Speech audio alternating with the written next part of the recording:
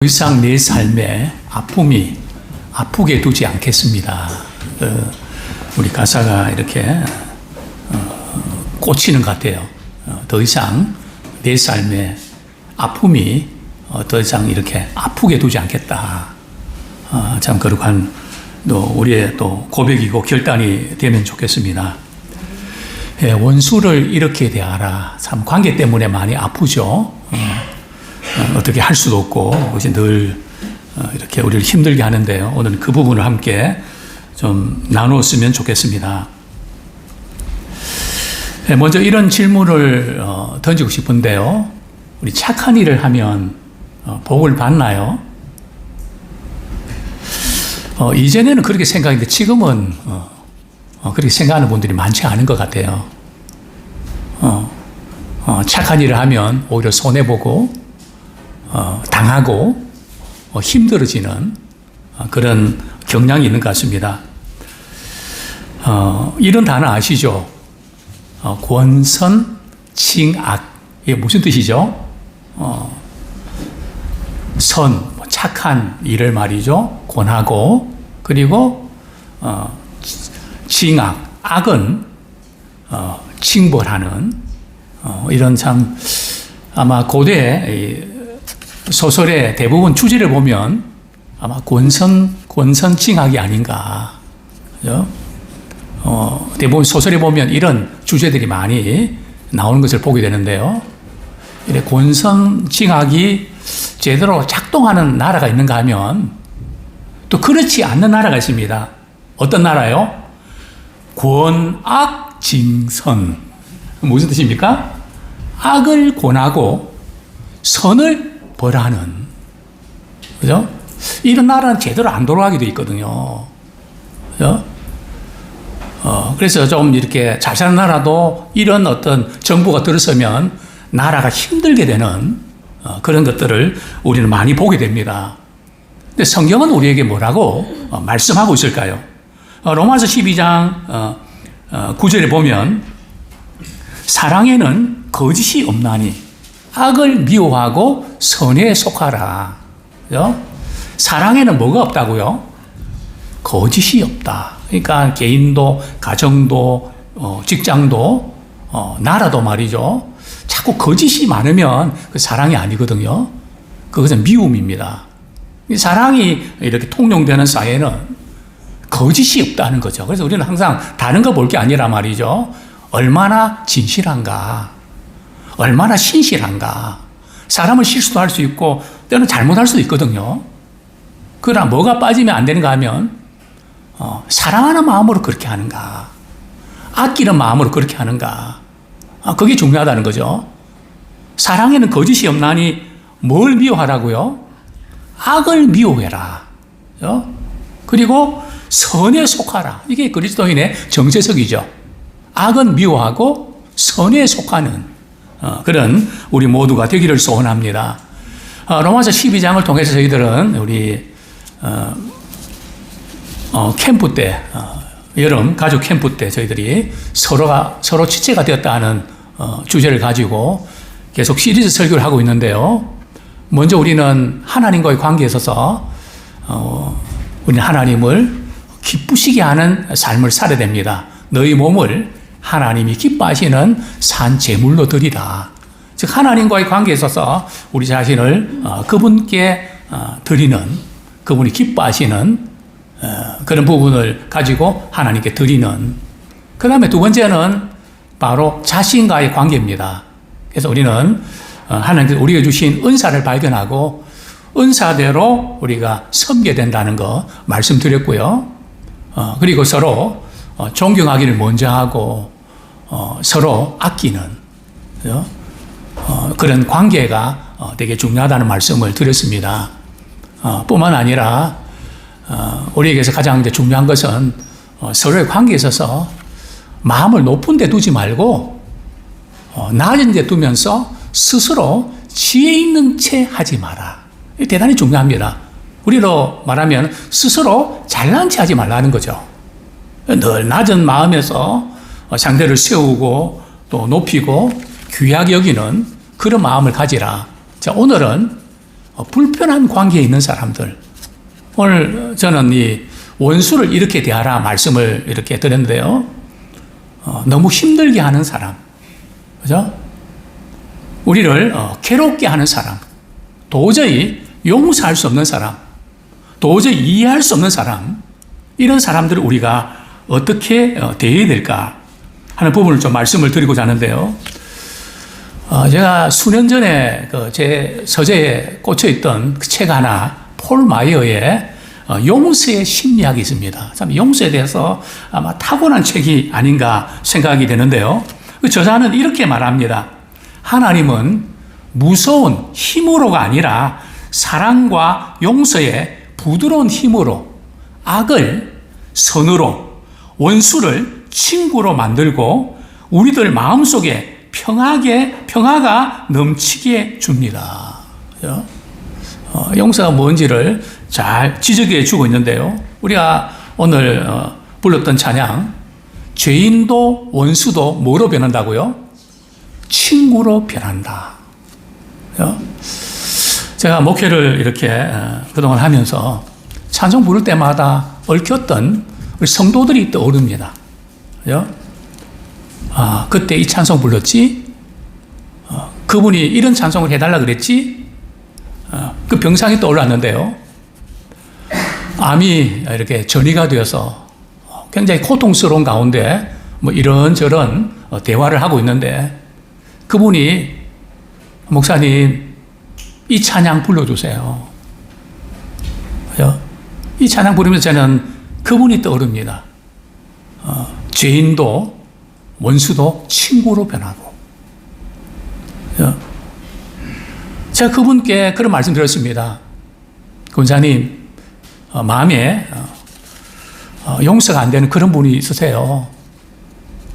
그럴 때 이 찬양 부르세요.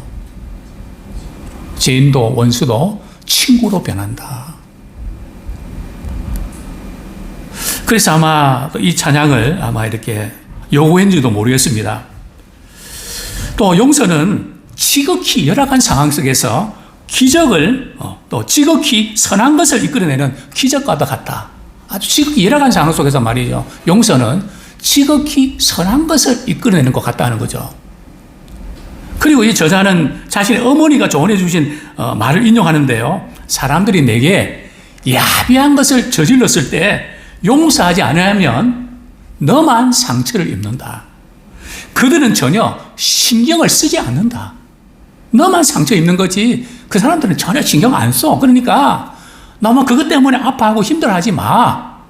어머니의 그 말씀을 이렇게 충고를 인용하는데요.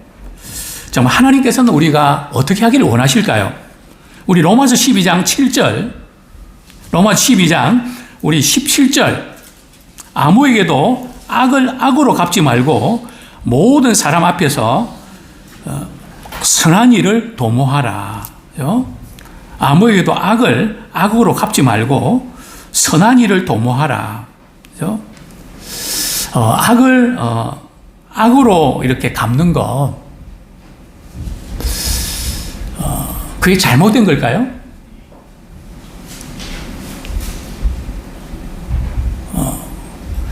우리 악을 악으로 갚는 것은 지극히 인간적인 것입니다. 근데 선을 악으로 갚는 것은 마귀적인 것이고요. 그리고 악을 선으로 갚는 것은 신앙적인 것이죠. 그래서 무엇을 갚는가? 이것이 대단히 중요한데요. 만약 어떤 사람 때문에 말이죠, 화가 났다면 부부 관계 같은데요. 예, 그 사람에게 당신은 정복된 것 같다. 그 사람 때문에 자꾸 화를 낸다면 그건 악에게 지는 것이고 상대에게 정복된과 마찬가지다. 정말 그런 것 같습니다. 첫 번째로 자신을 너무 힘들게 하는 사람 만날 때 어떻게 해야 할까요? 예를 들면 도저히 그 사람은 용서할 수 없어. 도저히 그 사람은 안 되는 것 같아. 나도 해볼 만큼 해봤는데 구제불능이야. 예? 뭐 이런 사람 누구에게나 있습니다. 제게도 있고 우리 모두에게도 있습니다. 우리 삶의 현장이니까요. 예? 과연 이런 사람 어떻게 대해야 될까? 피할 수 있으면 피하면 좋겠는데 피할 수도 없고 부딪힐 수밖에 없는 사람이라면 더욱더 힘들죠. 이런 참 힘들게 하는 사람, 그 사람 만나면 예민해지는 사람, 화가 나는 사람, 화가 자꾸 화를 돋구는 사람. 그래서 우리는 이렇게 이야기해요. 하나님도 이런 상황에서는 이해해 주실 거야. 그러면서 자신의 하고 있는 것을 정당화 시키려고 하는 경향도 있는데요. 그러나 성경은 말씀합니다. 아무에게도 악을 악으로 갚지 말라고요. 예외가 있나요? 그 사람은 안 된다고요? 저 사람은 안 된다고요? 아니, 저 인간은 안 된다고요? 우리가 생각할 때는 그럴 수 있습니다. 왜냐하면 우리가 그만큼 많이 경험했으니까요. 분명히 그런 사람이 있습니다. 그러나 성경은 말이죠. 아무에게도 악을 악으로 갚지 마라. 그 사람에게는 악을 악으로 갚고 싶은데 다른 사람은 그렇게 안 해도 되는데 그 사람만큼은 내가 꼭 그렇게 해야 되겠다.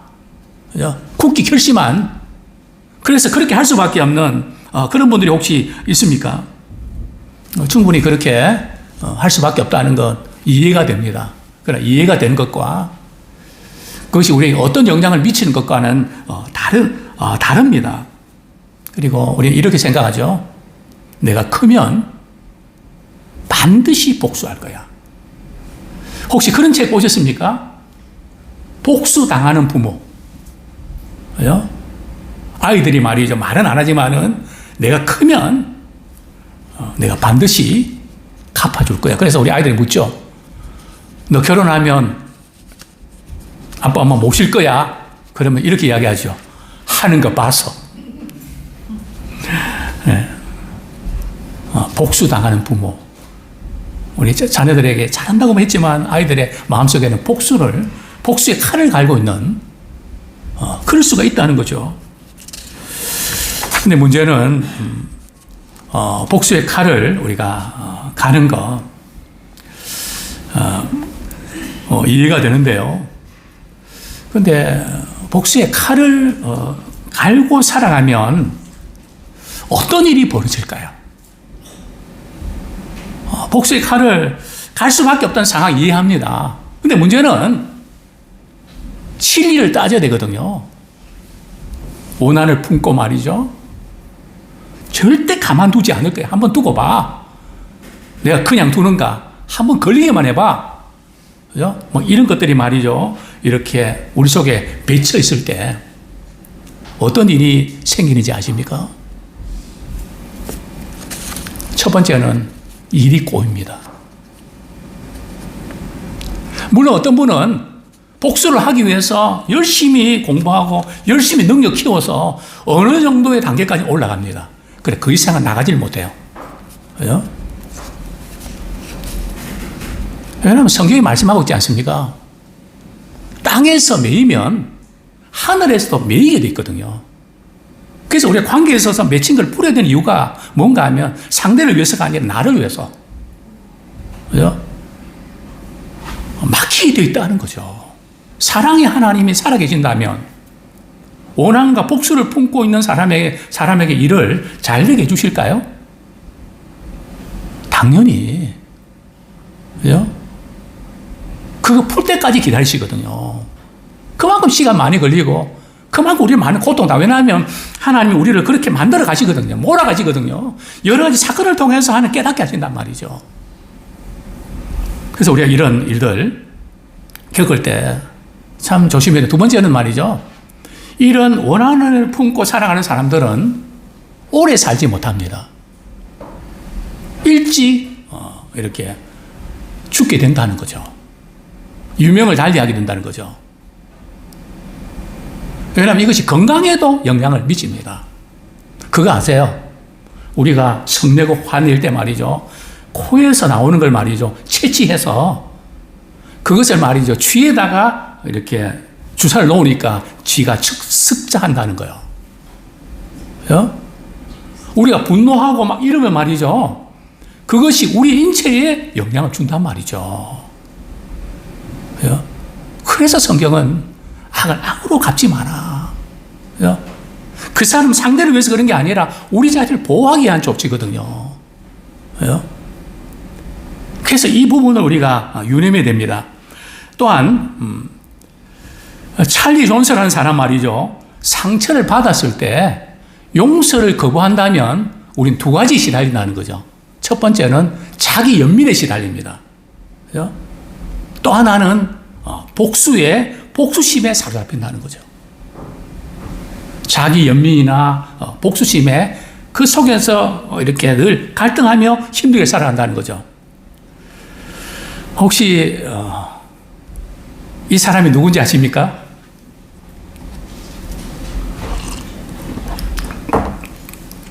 제가 연속권 별로 좋아하지 않는데요. 이렇게 다운받아서 이렇게 한 번씩 머리 식힐 때 봅니다.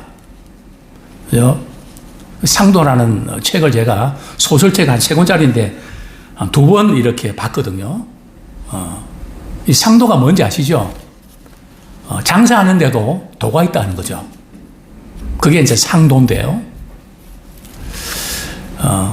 이제 이 주인공은 이제 임상옥입니다. 자기 아버지를 말이죠. 억울하게 죽음을 몰고 간 박주명에게 말이죠. 당시에 최고의 그런 부자였죠. 내가 장차 성공하면 우리 부모님 오는 앞에서 무릎 꿇게 만들겠다고 복수심을 갈고 말이죠.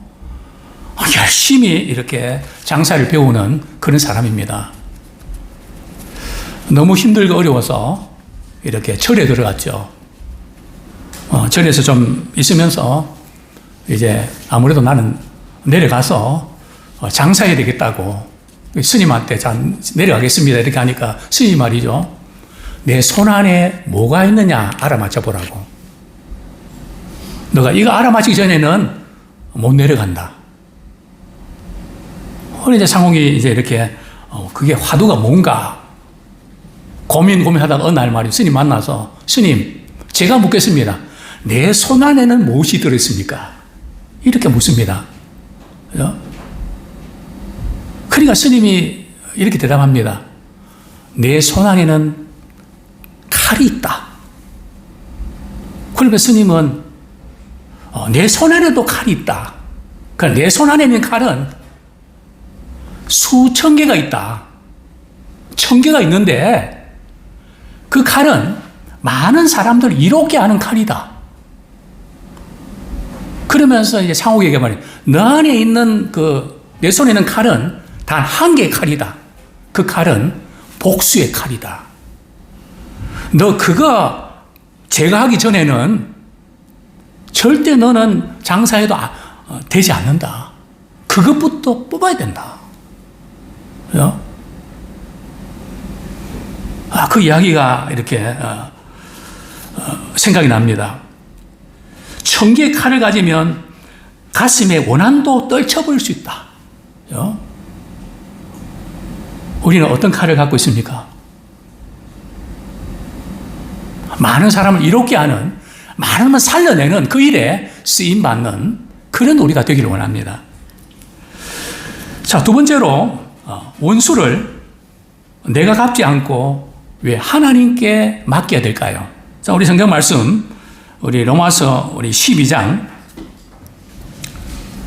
19절 말씀 같이 읽겠습니다. 시작.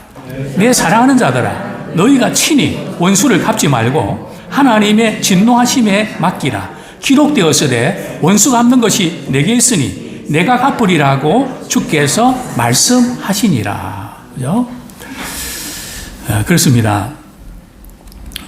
친히 원수를 갚지 마라. 그죠? 내가 원수를 갚고 싶은 마음이 꿀떡 같지만 그렇게 하지 마라. 자, 원수를 갚으라는 말씀일까요? 갚지 말라는 말씀일까요? 하나님께서 우리에게 뭐라고 말씀하십니까? 원수를 갚지 말라고요? 갚으라고요? 저는 갚으라고 말씀하십니다. 근데 누가 갚아야 된다고요? 너희들이 갚지 말고 그건 내가 갚을게. 내가 하고 싶은데 왜 하나님께서는 나한테 맡겨? 그건 내가 갚아줄게. 왜 하나님께서 그렇게 말씀하셨을까요? 그렇습니다. 이게 바로 신명기 32장 우리 35절에 있는 말씀을 인용한 건데요. 신명기 32장 우리 35절 말씀 제가 한번 읽어드리겠습니다. 신명기 32장 35절 말씀. 그들이 실족할 그때에 내가 보복하리라. 그들의 환난 날이 가까우니 그들에게 닥칠 그 일이 속히 오리로다. 이스라엘 백성들의 대적들이 그들이거든요. 하나님께서는 이스라엘 백성들이 우상숭배 죄악에 빠질 때 원수들 들어서 말이죠. 그들을 꺾으셨습니다.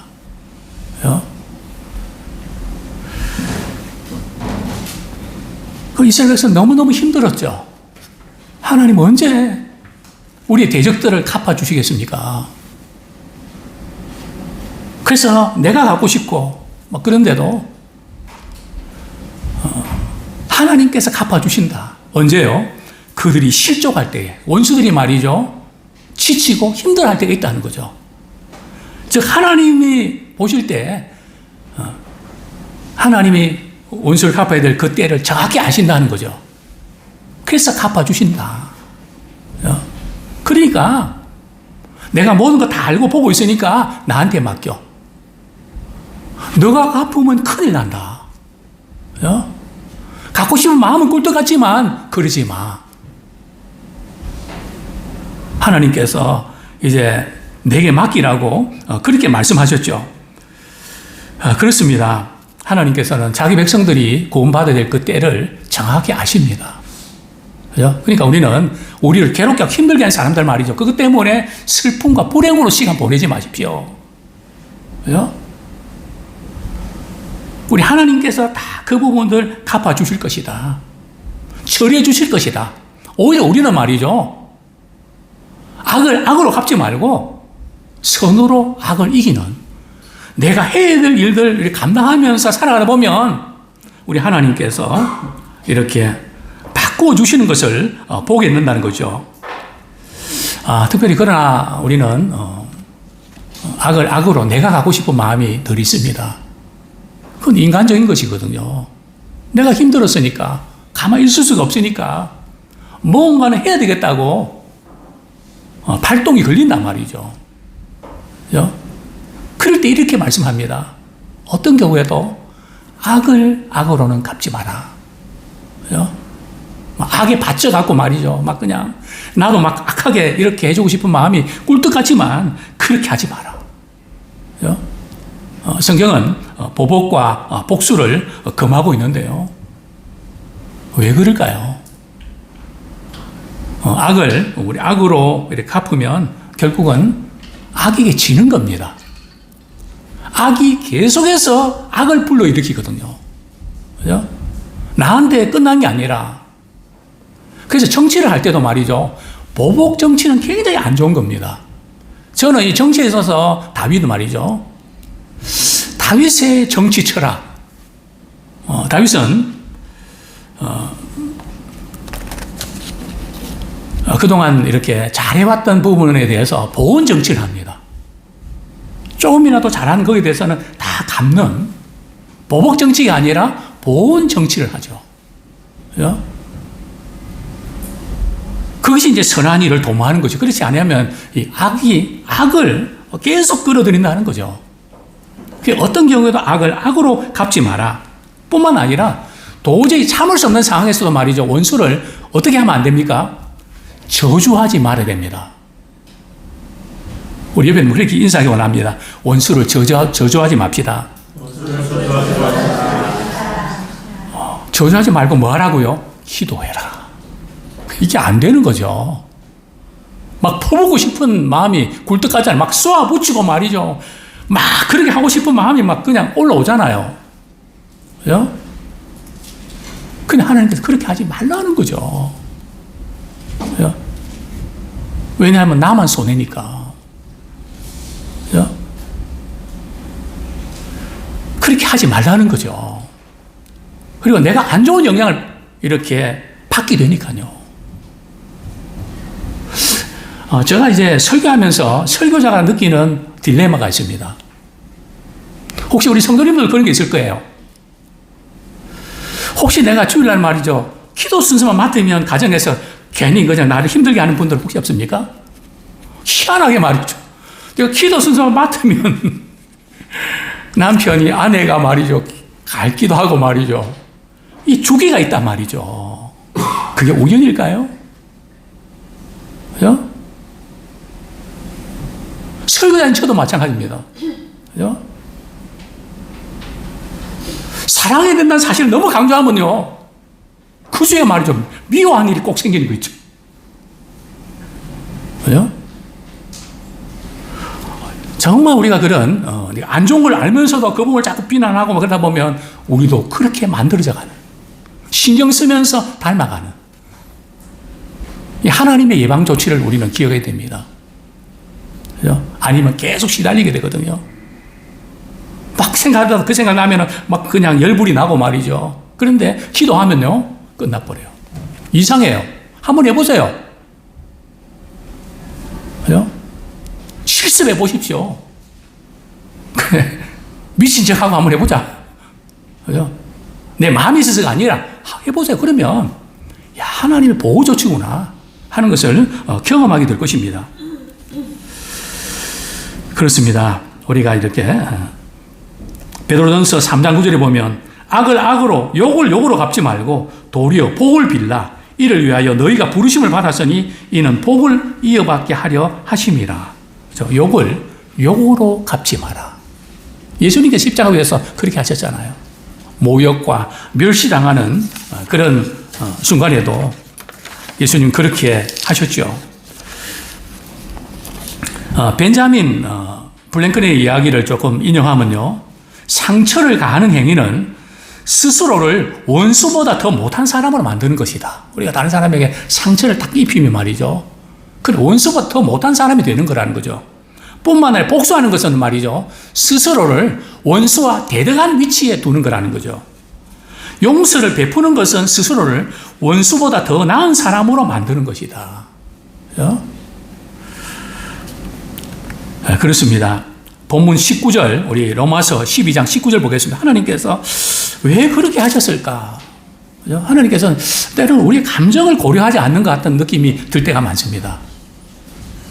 하나님께서 우리의 감정을 고려하지 않고요. 우리의 현실을 고려하십니다. 우리에게 어떤 것이 좋은지를 우리 하나님께서는 아신다는 거죠.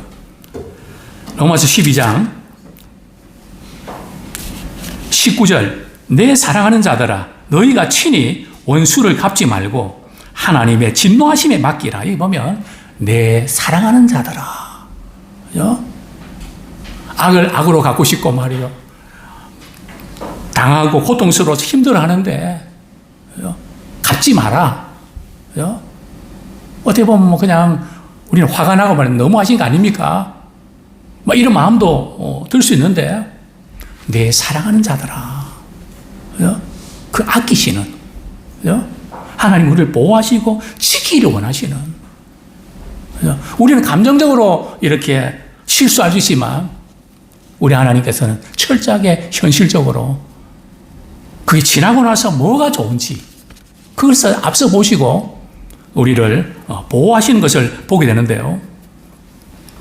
자, 그런데 이제 오늘 이 시간 조금 생각해 보고 싶은 것은 말이죠.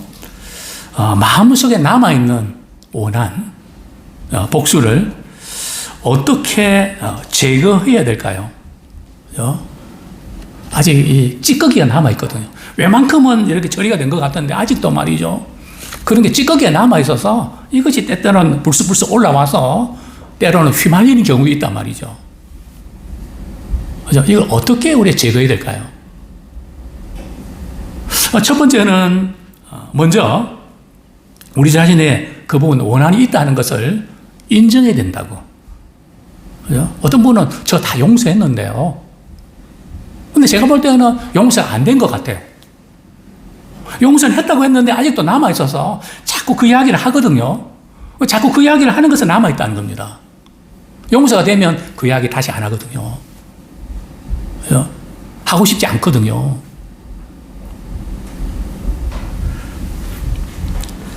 그래서 먼저 그것을 인정하고 왜 그렇게 됐는지, 그죠? 왜 그럴 수밖에 없었는지를 밝혀내야 됩니다. 그래서 그랬구나. 두 번째 단계는 말이죠. 먼저 자신이 지금 어떤 상태에 있든지 자신을 용서하셔야 돼요. 많은 분들이 자신을 용서 안 해요. 내가 이거밖에 안 되나? 내가 그거밖에 안 되나? 그죠? 우리 자신에 대해서 너무 이렇게 학대하고, 나는 이럴 수밖에 없어. 그런데 우리 자신을 용서해야 돼요. 그를 당할 때 우리가 그럴 수밖에 없었던 그 내 자신. 그죠? 이 스스로 용서하고. 또 다른 사람이 나한테 했던 그런 행동, 말들 있잖아요. 그 부분도 용서하셔야 돼요. 그죠? 그게 살아남아서 꿈틀거리면 안 되거든요. 물론 생각날 때는 있지만 그때마다 주님이 나의 죄도 용서해 주셨는데 나도 그 사람의 죄를 용서합니다. 그게 70번씩 7번 용서해라. 저는 그 말씀을 그렇게 적용합니다. 생각날 때마다, 안 될 때마다 십자가에 주님 바라보면서 주님이 내 죄도 그렇게 용서해 주셨는데 그렇게 용서해야지. 그렇습니다. 우리가 이렇게 조금이라도 보면 말이죠. 언젠가는 보면 이렇게 내가 갚아야 되겠다는 마음이 조금이라도 남아있으면 그것은 복수하려고 하는 마음을 제거한 게 아니에요. 그게 없어야 돼요. 그게 조금 남아있으니까 자꾸 이런 부분들이 발생하거든요. 이제 루이스 스미스가 말이죠. 다음과 같은 말로 잘 표현했는데요. 용서하는 능력을 충분히 가지고 태어난 사람은 아무도 없습니다. 그죠? 누구나 용서하는 게 쉽지 않다는 거죠. 용서한 것 같으면서도 어떤 데 안 되고. 그래서 우리는 조금씩 배워와야 되고 또 갈등하게 됩니다. 우리는 이제 두 가지 마음이 늘 있거든요. 용서하기 원하는 마음과 보복하기 원하는 마음이 늘 두 가지가 있습니다. 한 발은 용서하는 마음, 한 발은 용서하지 못하겠다는 마음. 이렇게 늘 갈등하게 사는데요. 과거에 상처 줬던 사람 용서한다는 것은 말이죠. 그 사람에 대한 불신과 원통한 마음을 이렇게 버리는 것을 말합니다. 그 사람에 대한 불신, 원통한 마음을 버리고 사랑하는 마음으로 변화되는. 그럴 때 우리의 잠재있던 찌꺼기들이 사라지겠죠. 이 원통함을 품는다는 것을 이렇게 묘사하는데요. 자신의 감정 상태를 다른 사람으로 하여금 조정하게 내버려 두는 것이 원한을 품는 거다. 그죠? 아주 예리하게 지적한 것 같습니다. 원한을 품고 있다는 것은 말이죠. 내 자신의 감정 상태를 그 사람에게 조정하도록 맡긴다는 거죠. 그런데 우리는 어떻게 될까요? 원수가 없는 것이 내게 있으니. 예수님의 십자가 사건을 우리가 기억하면 예수님을 모욕하고 멸시하고 저주하는 사람들 향해서 주님은 뭐라고 말씀하셨습니까? 아버지 저들을 사하여 주옵소서. 자기들이 하는 것을 알지 못합니다. 저들을 사해 주십시오. 저들이 하는 것을 알지 못합니다. 아마 꽤 수년 전에 저희 이렇게 우리 횟집 하는 우리 강 집사님 그 섬기셨던 그 건물 어떤 분 이제 과 대화 나누면서 그분이 불교에 유명한 뭐 이렇게 의문까지 했던 분이더라고요. 그래서 제가 이제 예수님의 십자가 사건 이야기를 하니까 목사님, 우리 불교는 원수 자체를 만들지 않는데요. 기독교는 원수를 사랑하라 그러니까 우리는 원수 자체가 아예 없는데요, 그러더라고요. 원수 자체가 없는 것이 더 깊은 사랑일까요? 원수를 사랑하는 것이 더 깊은 사랑일까요? 그래서 참 우리는 원수 자체가 없다 그러니까 제가 할 말이 없잖아요. 그래서 제가 예수님께서 십자가에서 말씀하셨던 자기를 못 받고 저주하는 사람을 향해서 아버지 저들을 사해 주십시오. 저들이 하는 것을 알지 못합니다. 그러니까 기독교는 이 사랑이 차원이 깊네요. 어떻게 그런 상황에서 그럴 수 있습니까? 결국 그 사람 때문에 우리도 예수 믿게 된 거 아닙니까? 우리가 원수 되었을 때에 하나님께서 우리를 사랑하신 그 사랑을 확정하심으로 우리가 하나님의 자녀된 거 아닙니까? 그렇다면 우리 예수 믿는 사람들도 그것을 그대로 적용하면 그런 일이 일어나지 않을까요? 주님께서 왜 원수를 악으로 갚지 선으로 악을 이기라 한 것은 말이죠. 다른 목적이 아니라 우리의 마음이 넓어서는 걸 보여주기 위한 것도 아니고요. 그 사람 좋아하는 모습을 보려고 하는 것도 아니고요. 그 사람이 하나님의 사랑을 발견하고 그 영혼도 구원받는 그것이 하나님의 뜻이기 때문에 그렇죠. 그러면 넓게 생각하셔야 돼요. 크게 생각하셔야 됩니다. 자, 세 번째로 선으로 악을 이기려면 이 부분 잠깐 한번 제가 읽어드리겠습니다. 신앙적인 그런 건 아닌데요. 용서를 하지 않은 채 나쁜 일을 기억하고 있으면 어떻게 된다고요? 우리는 지옥 같은 삶을 살게 된다. 그러나 나쁜 일을 당한 것을 기억하지 못한 채 용서만 한다면 그것은 진정으로 우리를 고통에서 놓아주는 용서가 되지 못한다. 맞는 것 같습니다. 자, 세 번째로 선으로 악을 이기려면 어떻게 해야 될까요? 본문 21절에 보면 악에게 지지 말고 선으로 악을 이기라. 우리는 악을 피하지 말고 선으로 악을 이기는 자 되길 원합니다. 그런데 이 말씀 들을 때도 선으로 악을 이기라. 악을 악으로 갚지 말고 이 말씀 들을 때 우리는 어떤 느낌이 듭니까? 나만 손해본다는 느낌이 들지 않습니까? 나만 바보 같다는 생각이 들지 않습니까? 나만 억울하다는 생각이 들지 않습니까? 성경은 철저하게 우리의 감정을 고려하는 것이 아니라 어떤 것이 유익한지 주님은 아시고 거기에 따라서 처방을 해 주시는 것을 보게 됩니다. 그거 아시죠? 요셉 이야기. 억울하고 분한 거 생각하면 요셉만큼 억울하고 분한 사람이 있을까요? 그런데 요셉은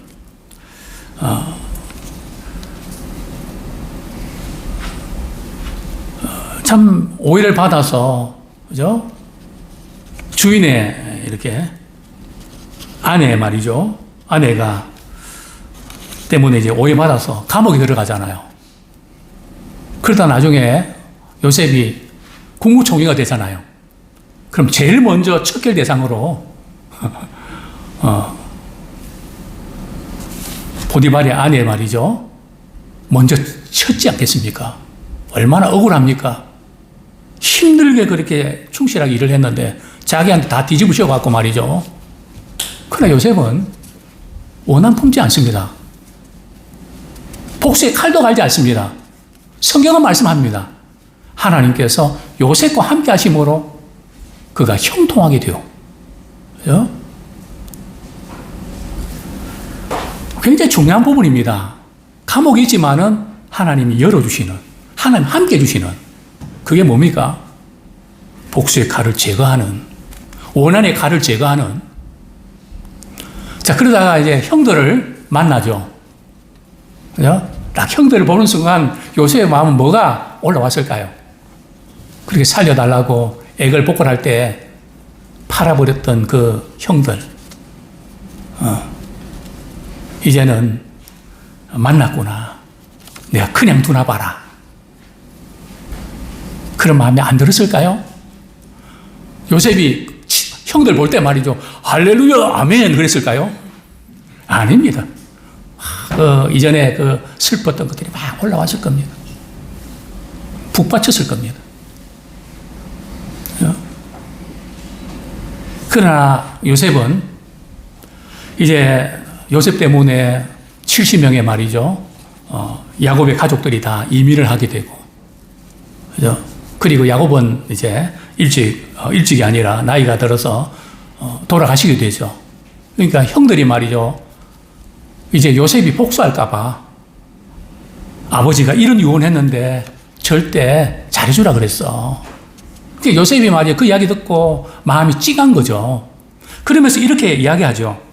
50장 20절에 보면 당신들은 나를 헤아려 하였으나 하나님은 그것을 선으로 바꾸사 오늘과 같이 많은 백성이 생명을 구원하게 하셨나니. 나를 헤아려 했지만 하나님은 뭐로 바꾸셨다고요? 선으로 바꿔주셨다는 겁니다. 그죠? 우리가 악을 악으로 갖고 싶고 그런 마음이지만 그 하나님께 맡기고 우리 역할만 잘 감당하면 하나님께 다른 사람들이 나한테 악하게 한 것도 말이죠. 뭐로 바꿔주신다고요? 선으로 바꿔주십니다. 복으로 바꿔주신다는 거죠. 그죠? 우리가 많은 손해를 입고 너무 고통스러울 때 그거 되씹으면서 원한 품고 저주하고 그럴 게 아니라 불쌍히 여기고 내 역할을 감당하면 하나님 그것을 바꿔주신다는 거죠. 심지어 악을 말이죠. 선으로 바꿔주시는. 그죠? 엄청 손해봤는데 하나님께 다 갚아주신다는 거죠. 이게 하나님께서 갚아주시는 방식임을 우리는 보게 됩니다. 뿐만 아니라 21절에 보면 말이죠. 당신들은 두려워하지 마소서. 내가 당신과 당신의 자녀들을 기르리이다 하고 그들을 간곡한 말로 위로하였더라. 그죠? 두려워하지 마십시오. 내가 당신과 당신의 자녀들까지도 책임지겠습니다. 그죠? 원수 같은 사람인데 오늘 성경이 이렇게 말씀합니다. 본문 20절에 보면 내 원수가 줄이거든 먹이고 목마르거든 마시게 하라. 그리함으로 내가 숯불을 그 머리에 쌓아 놓으리라. 그죠? 원수가 줄이거든 어떻게 하라고요? 먹이라. 목마르거든 마시게 하라. 가장 필요한 순간에 도움을 제공하라는 거죠. 그냥 감정적으로 그렇게 하고 싶어서 하는 게 아니라 하나님 그렇게 말씀하셨기 때문에 그렇게 하라는 겁니다. 이게 바로 원수를 갚는 하나님의 방식이죠. 또한 우리 출애굽기 23장 4절 5절 보면 말이죠. 하나님께서 모세를 통해서 이스라엘 백성들에게 대해서 원수를 어떻게 대할 것을 말씀하고 있는데요. 내가 만일 내 원수의 길 잃은 소나 나귀를 보거든 반드시 그 사람에게 돌릴지며 내가 만일 너를 미워하는 자의 나귀가 짐을 싣고 엎드려짐을 보거든 그것을 버려두지 말고 그것을 도와 짐을 부릴지니라. 그죠? 원수의 집에 그 소나 나귀가 길을 잃었단 말이죠. 이럴 때 어떻게 하라고요? 가만히 두라고요. 돌려줘라. 찾아줘라. 그리고 짐을 많이 싣고 가다가 말이죠. 너무 짐이 무거워서 이렇게 엎드려졌으면 지나치라고요. 고사라고. 지나치라고요. 짐을 다시 이렇게 세워서 도와주라는 거죠. 참 이것은 믿음의 사람만이 할 수 있는 것이죠. 그죠?